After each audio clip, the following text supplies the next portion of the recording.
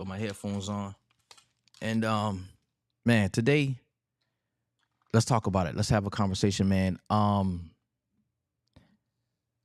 First and foremost, man, shout out to Taylor Ford from the Florence Morning News. Shout out to her. Um, Let me turn my headphones down.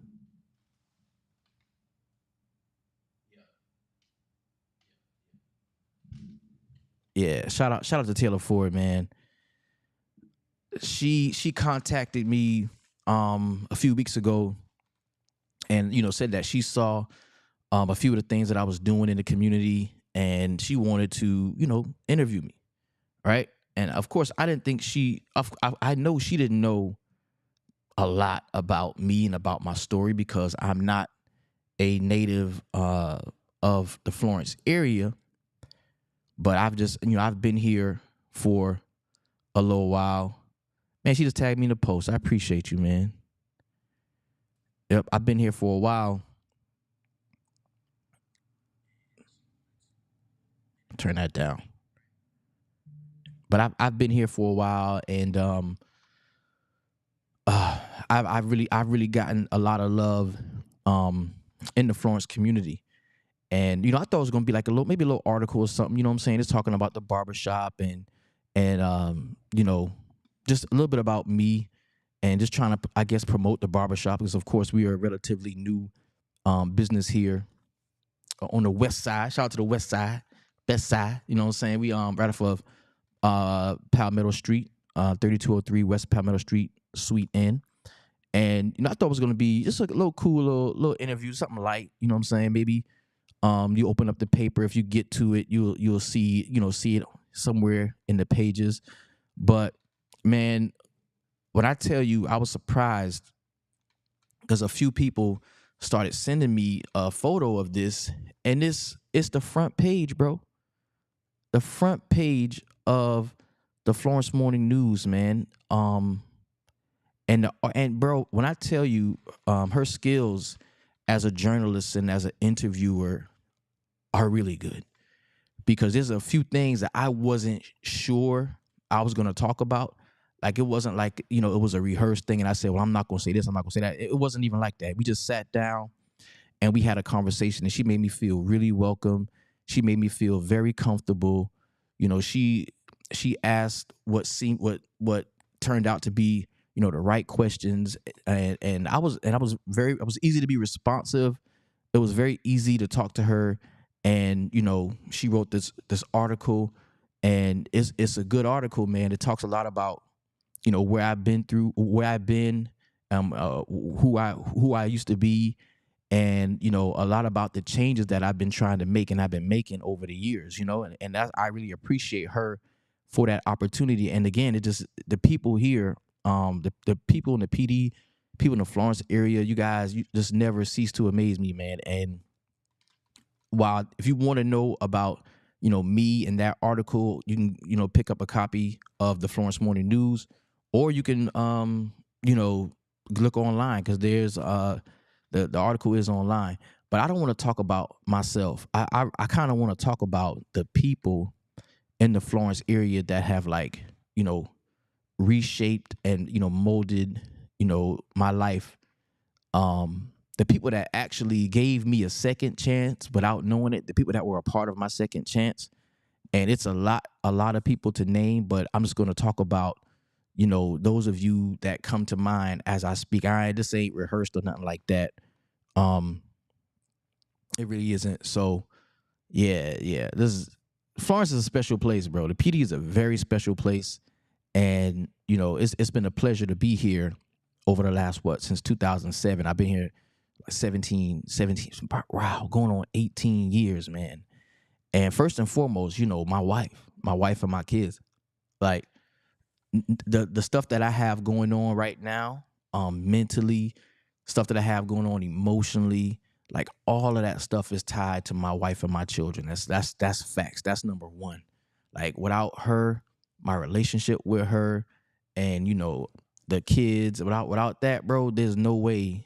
Cause it kind of like gives me strength to stay clean and stay motivated and to be an optimist and to, look at, the good that can come out of situations, even when the situation is not that great, you know what I'm saying?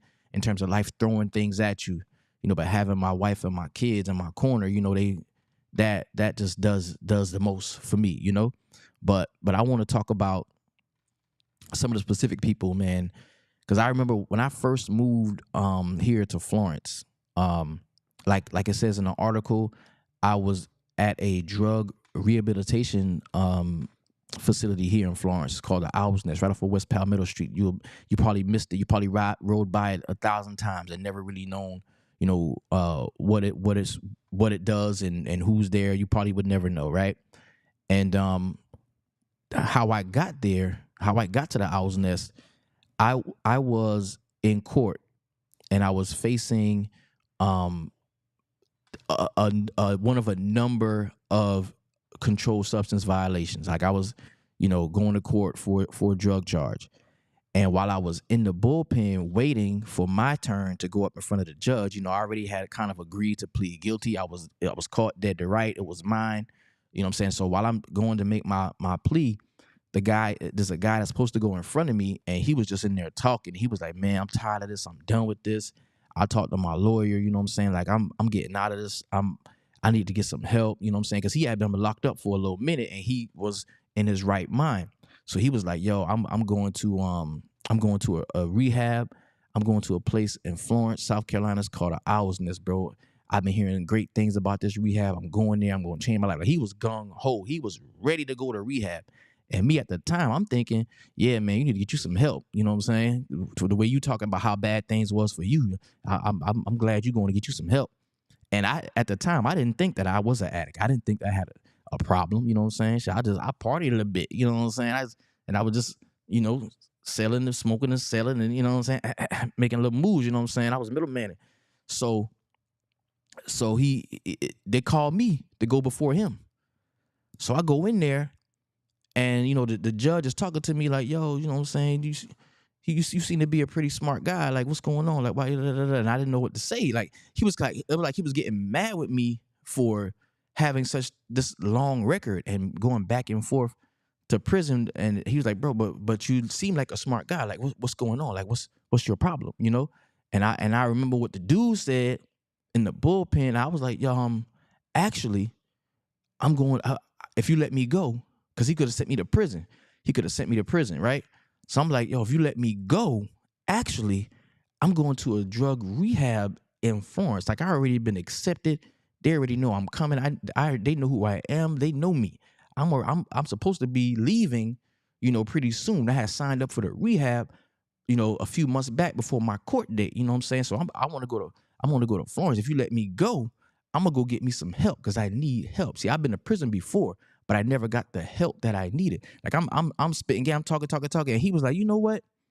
I can send you back to prison because I had a 10-year sentence that was suspended to 5 years probation, and I had violated my probation, and I was in Charleston, and that's what had me, in front of the judge that day.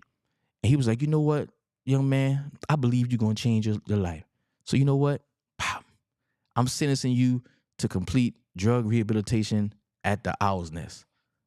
So he let me go, right? so I done stole my man's idea, and I never saw him at the Owl's Nest. So I maybe he went to prison, and I took his spot. I don't know, but when I left, I called up there, and it was like, yeah, you can come. Come on, you can come. I said, I ain't got no money now because it cost money. It wasn't free. I was like, I ain't got no money. That's like, yeah, come on, you can come. So boom. So I leave Florence. I go to the Owl's Nest.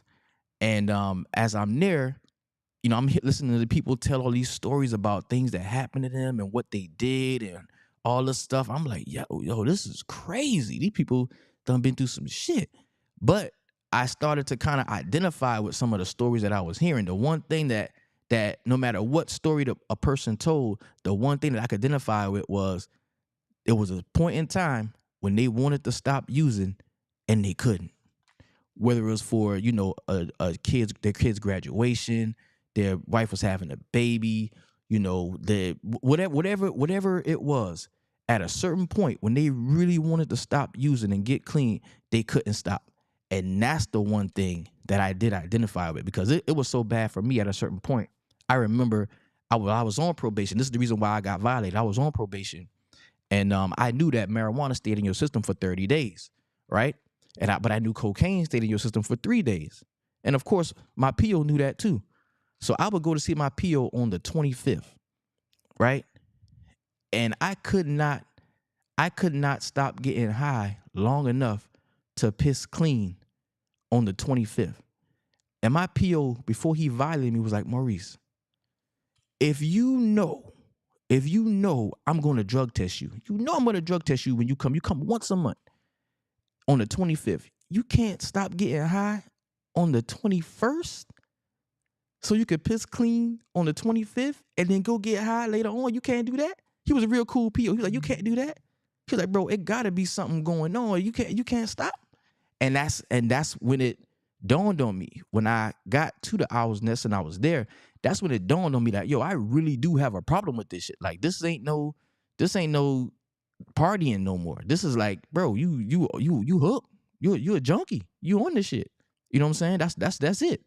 And hearing all those other stories, man, and wanting to change and wanting to, identifying with a lot of those people was going through, being estranged from their family, estranged from their children. Once I really sat down and took a look at my life and where I was and how things had gone, bro, I knew, bro, I got a problem. I definitely got a problem. So shout out to Steve Shaw, man, the first person on the list, the first PD person on the list that I can say, really, really like helped to me to make that change and impacted my life in a way, that I'm able to be here right now. You know what I'm saying? On the page of the front page of the Florence Morning News. You know what I'm saying? From a damn cage to the front page. You know what I'm saying? That's crazy. It's crazy work. Can't believe it. And so one of the conditions of being at the Owl's Nest was you ain't had no money. Wasn't nobody paying for you to be there. You got to get a job. You got to go out and work. And I never forget the first job I had. I got a job at Atlanta Bread Company. I think it's Aspen Dental Care now, I think, right in the what's that, Florence Mall area. So I'm in there, I'm working, and there was a guy that used to, older, tall, white guy, always wore a suit. He would come in before work and he would get breakfast there. And of course, I was kind of a server, like a busboy type joint. So I would always, be nice and so and do my job well. He was like, man, hey, you speak really well, man. You ever thought about getting in sales? Like retail sales? Like, no, but what you mean? He said, well, I'm the general manager of the store next door, Joseph A. Bank. You should come over there, you know what I'm saying, and apply. You know what I'm saying? I'll put you in the game. So boom. So now I get a job at Joseph A. Bank. Mind you, I don't got no suits and shit. You got to wear a suit to go there and sell suits. You got to look good to go in there and sell suits. So I go back to the Owl's Nest. I tell them, yo, I need suits. They're like, yeah, we got this room upstairs. It's a bunch of clothes people donated. I picked through the clothes and I'm piecing together, little outfits and shit to wear to Joseph A. Bank, right? So I remember it was around, I had been there for a while, for maybe 8 or 9 months. And the list was coming out. My manager, Miss Shirley, the list was coming out about, who can work the holidays, work Christmas holidays. And at this point, nigga, I'm estranged from my family. I don't got nobody. I don't got nothing going on. In my mind, don't nobody really care what I'm doing. I can't go nowhere. I don't want to go nowhere. I don't want to go back to Charleston. I don't want to go nowhere for Christmas. So I'm like, yo, I'll work. You know what I'm saying? And the whole time I'm walking from the Owl's Nest back and forth to Joseph A. Bank. You know what I'm saying? So I get there. It's cold now. It's winter. It's cold. I ain't got no coat, nothing. So I get there and they're like, Mr. Coward, his name is Wilson Coward. I never forget his name. He was like, yo, come to the back. I got something for you. You know what I'm saying? So I go back there. He give me this box. And the box was wrapped up, you know what I'm saying, with a ribbon on it. I'm like, yo, what's going on? So I get the box, and my other manager, Miss Shirley, and one of the other employees, the tailor that we had, Miss Ann, I think her name was. So I open up the box, and it's a full-length cashmere top coat with the fur on the inside. And he like, bro, we know you walk to work. We know where you live. We know what's going on, and we're proud of you. We're proud of you for making a change in your life, man. And if you need a ride to work, let us know. But if you don't let us know and you're gonna still walk to work, the least you could do is keep yourself warm by wearing this coat. He just gave me full-length cashmere coat to go over the suits I was wearing. Because while I was there, I would buy a little suit here and there. Miss Shirley would always help me to order a suit because they could get them for like a discount price. And so Wilson Coward and Miss Shirley and Miss Ann, like these are the Florence people. These are like the PD people that I'm coming across, that I'm meeting, that are like totally rehabilitating me. They're impacting my life in such a way. They're showing me that there are great people out here that love people and care about people, and they can meet other people's needs. And they're showing me that you can be that type of person too. You know what I'm saying? And so boom. So I finish. I'm at the out the owl's nest. I'm clean. I'm sober. I'm doing my thing. I'm living well. And of course, I did have, struggles and issues along the way with staying clean, consistently.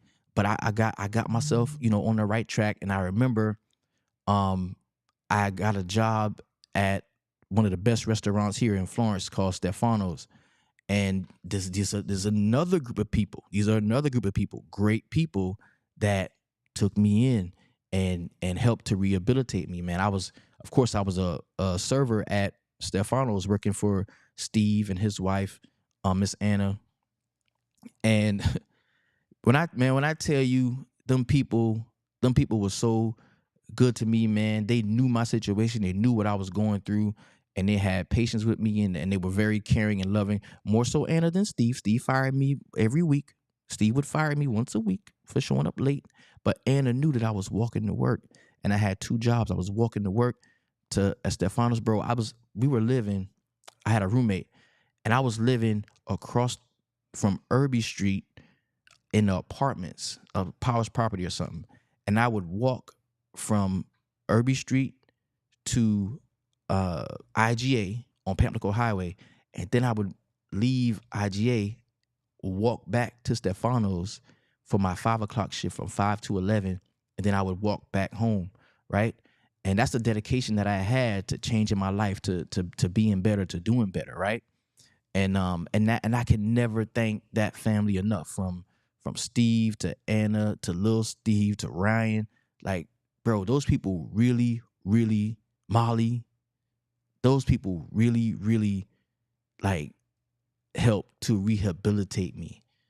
So much so that when they tried to violate my probation, because after I left the Owl's Nest, I was supposed to go back to Charleston, and I did not want to go back because I knew what was there, and I wanted the change that I had. It felt so good to have this change, and they attempted to violate me, and I told Miss Anna about it, and she wrote a letter to the judge about me, staying here in Florence, and me rebuilding my life, and they terminated my probation. They terminated my probation, bro. Let me off probation, and I ain't been in trouble ever since. I ain't been in trouble ever since. So, and then you fast forward, man. There's so many people here, bro. Then you talk about the Wilson community and how they embrace me with photography, and allowing me to just come to the school, go to the barber program that they have there, and encourage the students, talk to those guys, be somewhat of a mentor to them. Mr. Terry, he's over that program. Dr. Robinson, and you think people don't know you or know what you've been through, but them people know, and but they understand the change. They understand the change in this, and it's wonderful, man. It's fantastic, man. It's fantastic, bro. I can't say enough about the people here in Florence, and what they've meant, or what they mean, to me. A lot of times, I get up. People will ask me to do something, and I'll just get up and go do it. And my wife would be like, "You always running and jumping for people," da, da, da." And she doesn't understand, or maybe she does understand, but you don't have the husband and the father that you have today without the Florence community. So I feel indebted to so many of y'all. You know what I'm saying? Which is why I got to get up and do. When the kids ask for something, I got to go do it. I got to be a part of it. I got to, you know what I'm saying? That's just what it is. And so many people, man. Jamel McElveen, man. Having those talks. Dominique Muldrow having those talks. Like when I was struggling with, being a dad, and making a relationship better with my son. So, man, so many people here, man. Chase and Justin. Oh my God. You know what I'm saying? And Justin Fox, man. I like my life is not the way it is today if I don't have that conversation with him about, hey, maybe you should be a barber. You know what I'm saying? So it's just the people here are the best people that I have ever come across. And I ain't too well traveled, you know what I'm saying? I ain't the biggest, the biggest traveling guy. But out of all the people that I've met, all the pockets of people that I've met in my life, the people in the PD, the Florence area is just it's just supernatural, bro. It really is. And I can't say enough about what this town, what the Dion Douglas, oh my God. My God. I can't say enough about what this town has done for me and and kind of giving me a second chance, bro. Giving me a second chance. There's people that knew me then, that back then, that don't even know me now. Don't even know me now, right? And it's all due to being here and coming across good people and understanding that, bro, there are good people. Because at a certain point in my life, man, I was so down in the bullshit that I didn't even think that good people exist. You ever really you think you really mirror it, like you think that people are who you are. And when I was a person that was living below board and wasn't very good and wasn't very positive in society, those are the people that I came across. And that's the cycle that developed, right? But when I open my mind for just a second to think that, yo, maybe there are people that care. Maybe there are people, that want to see you do well, that want to see you win. And Florence showed me that. The PD showed me that. And that's the type of person that I want to be, right? And another part of it is seeing young men that may be on that same path that I traveled down, and trying to intervene. That's why I always tell y'all, man, bring them boys, man, bring them boys to the shop, bring them boys. And that's another, like, okay, like what I'm doing here at the shop, where I'm really pushing having a walk-in client base where you can just walk in at any time and get a haircut. You may have to wait a little bit, but I want you to. I want you to sit down. I want the, 11, 10, 9, 8, 13, 14, 17, 18-year-old young brothers to be sitting down where we got their attention and we can have conversations in the shop that's going to be beneficial to them. Yeah, we're going to shoot the shit. We're going to talk sports. Yeah, we're going to do a little bit of that. But I want life-changing, lifestyle conversations to go on in the barbershop. Like, that's my goal. Because I think a lot of that being missing is why we're seeing, a spike in crime, in the area. You see what I'm saying? Because it's just rare that the older guys that either have walked that path or know enough to spit some game to the younger ones.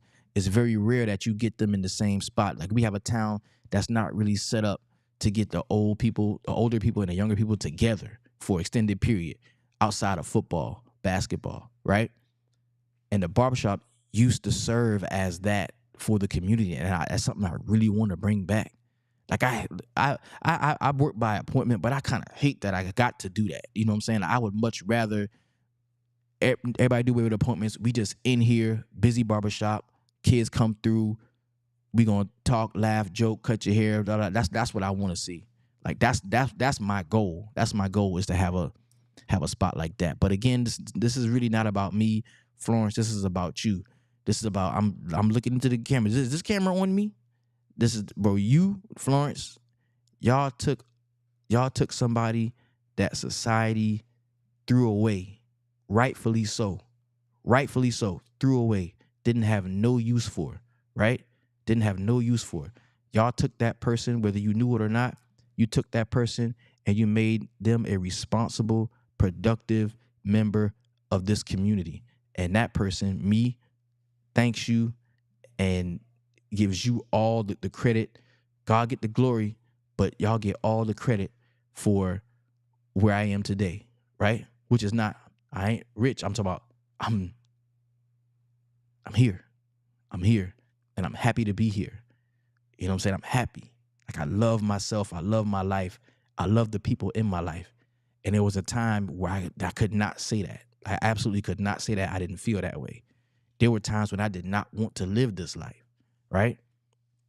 But because of y'all, because the humanity that so many of y'all have shown me, like it changed me. Like it really changed me. I'm a different person. You know what I'm saying? And I'm not saying that just to say it. I'm telling you because that's what people tell me. That's what people tell me. You know, since going through all of that and being a 15-time convicted felon, you know what I'm saying? Bro, I got a pardon. I got a pardon. State of South Carolina. Justin, I love you too. You already know. I love you too. I got a full pardon from the state of South Carolina. Full pardon. My record ain't expunged. If you want to see what happened, you can go look at what happened. But South Carolina said, we forgive you. We believe you changed. We forgive you. It means the world to me. That happened here in Florence. Because Maria Metropolis, another Florence native, wrote a letter to the South Carolina Parole Board saying what she saw, right? My pastor wrote a letter to the parole board telling the state of South Carolina Parole Board what he saw from me. You know what I'm saying? And and it's great. It's great. Life is good, man. Life is good. And I just want to share that with anybody that might be going through something, because I know y'all seen it. I know, over the weekends we saw there was a shooting here, shooting there, shooting. We saw that, and we understand that, that enemy is coming for this place, right? Like that stuff that I left behind in Charleston, the stuff that goes on in Chicago, it goes on in New York City. It wants to happen here too. It wants to happen here too, and we got to do something about it, And who better to, to try to quell that or do something about that than somebody like me, who's been there, been through it, and have been on both sides of it, right? So bring them boys, man. Bring them boys to the Barber Mosaic. Bring them to Icon Cuts. Take them to places where they're going to get the unadulterated truth about what happens when you decide to partake in that type of lifestyle. See, because the music going to only tell them one thing. The music only going to tell them, they're going to glorify it.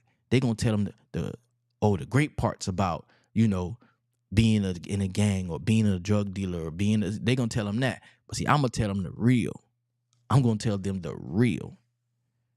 I'm going to tell them that, if you lucky, you'll be like me and end up being a drug addict, 15-time convicted felon. If you're lucky. That's what happens if you're lucky. If you're not so lucky, you die. You die in the street, right? If you're lucky. And stuff out the way stuff going now, man, it's moving faster and faster.